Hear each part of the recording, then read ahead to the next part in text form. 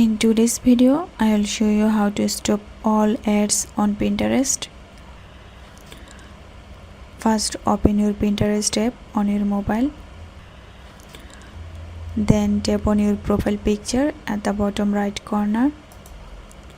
Now again, tap on your profile picture at the top left corner. Next, tap on privacy and data. Now look for the option called Ads Personalization.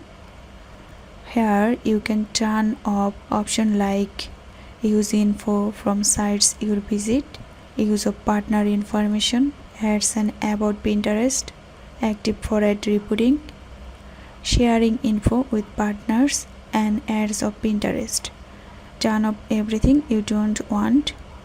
And that's it, how you stop all ads on Pinterest. Thanks for watching.